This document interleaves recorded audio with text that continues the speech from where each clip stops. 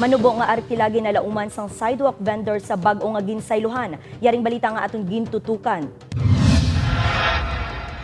Sa 254 nga ginhatagan sang pwesto sa J. Ambasa sa city proper, halos 40% na diri ang nakupa sa mga sidewalk vendor. May mga plano na din nga pang anan sa mga kiosk mo, nga magterno kami diri bala.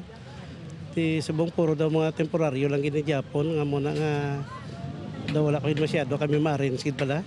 Sa 5 kaadlaw nga pagsugod sa negosyo, reklamo sa gihapon sa mga manugbaligya ang manubo nga kita.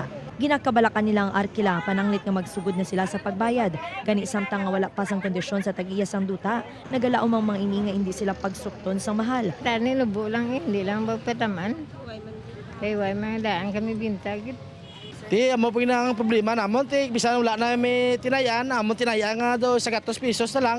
Ti bayad pa na namon ti ano na lang kami ni. Ano na lang mo ni namon ni kaya nga mo kinitaan ni sakto na lang bayad namon. Amat-amat naman nga ginaplastan na ang patakaran kag sistema sa mga baligyaan sa Dalan J. Ambasa.